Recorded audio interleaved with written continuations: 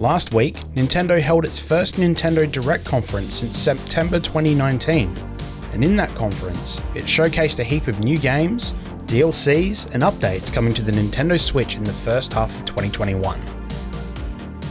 While some of the games on my wishlist didn't get the thumbs up on Nintendo's Grand Showcase, some unexpected and yet welcome titles did, which got me thinking about what other smaller, short-term releases could make its way to the Switch. Then I started thinking about Nintendo's SNES emulator on the Switch, and what games I'd like to see become available on the service with future updates.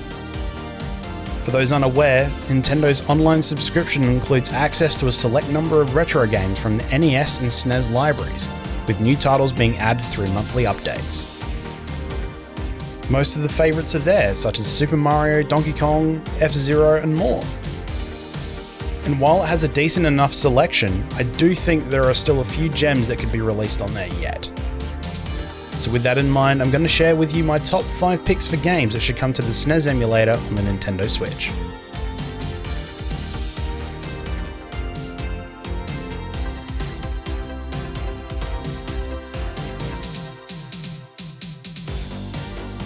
For the longest time as a kid, I mistook Bubsy as being part of Sega's Sonic the Hedgehog franchise. I don't know why, he just had that Sonic character feel about him, as somebody who'd never touched a Sega console. But I can be forgiven for that, as most of the critics these days will say that Bubsy was a poor Sonic clone, and I didn't have the internet and its merry band of fanboys to correct me. Bubsy, Claw Encounters of the Third Kind, follows the platforming cat through an array of levels as he attempts to defend Earth's supply of yarn from aliens. On initial release, the game scored quite well, averaging between 7.5 and 9 across multiple publications, and was even given an award for Best New Character from the Best Game Rag Around, Game Fan. I'm actually kidding on the Best Game Rag part.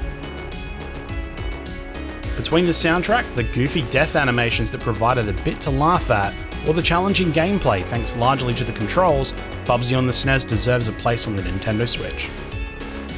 Unlike that god-f***ing awful sequel that plays like a mobile running game. Hey Nintendo, I want a f***ing refund for that.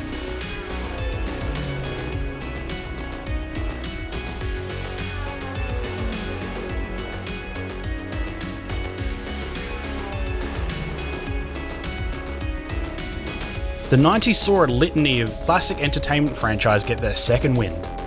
One of such franchises was the Addams Family, which had not one but 2 film releases in the 1990s that brought the beloved creepy gothic family into a new generation of fans. Along with the movie came a video game of the same name. The consensus on movie game tie-ins is that they're usually pretty trash, and while it probably wouldn't hold a scary gothic candle against today's video game standard, it's still pretty fun to play. You play as various members of the Addams family, starting with Gomez Addams in a bid to save each other from getting lost in their own house. Well done. The Addams family compound is littered with all sorts of ghouls and goblins, graves, trapdoors, tombs, and whatever else you would associate with being an Addams, all while you crush them with your butt to a perfectly fitting retro soundtrack.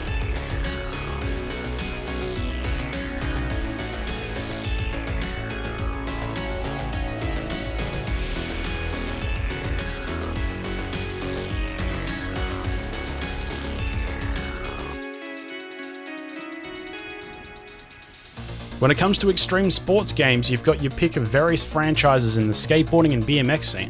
But what about unicycles?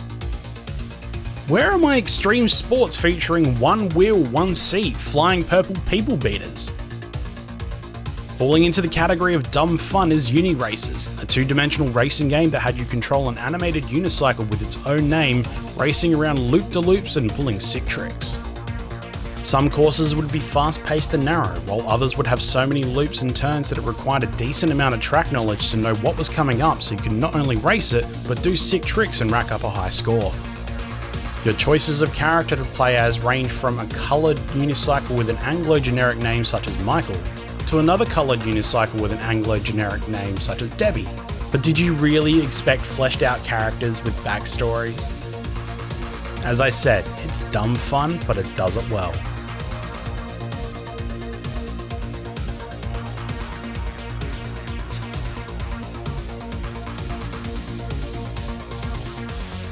Among the kids of my primary school, you were either in one camp or another when it comes to video games. You were either a Nintendo kid, a Sega kid, or a PlayStation kid. You were either a Super Mario fan or a Sonic fan.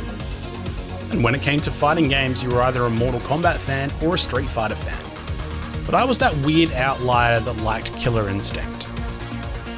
Featuring an ample-sized roster of fighters, you had a wide selection of characters including femme fatales, blazing inferno men, cyborgs, disqualified boxers, undead skeletons, and cold-hearted aliens. Literally. Cold-hearted. The edition of Killer Instinct that I owned came with the official Super Nintendo Fight Pad, one of those rare coloured SNES cartridges, and the original soundtrack that I still jam to this day. Each character had their own unique backstory and reason for fighting. While it wasn't told too well through the game, it gave each fight that you're in control of a bit of purpose. And to this day, it's still my favourite fighting game franchise.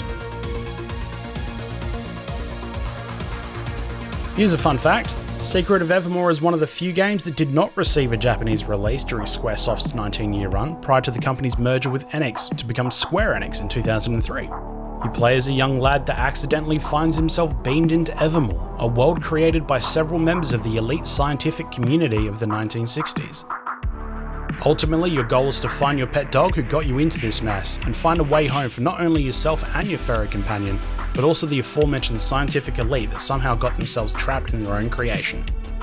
You'll travel various regions that are modelled after 4 different eras in time, one of each being the area of study for the scientists that you will save along your journey. Another fun fact, I never left the starting area until my wife taught me how to play it, something she never lets me forget. Then again, she is the veteran RPG player of our household.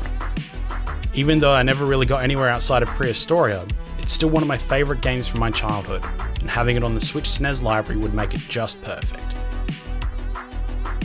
That is, until we finally get a Wind Waker HD release on Switch.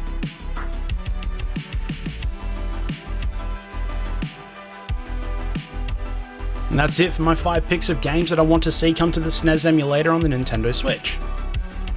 If you have any other games that you'd like to see, pop them down in the comments below. If you enjoyed this video, go check out the other content on my channel and consider subscribing if it's your jam. As always, I'd like to thank my awesome patrons for supporting the content, the channel, and the other projects I work on these days. Stay safe, and I'll see you in the next video.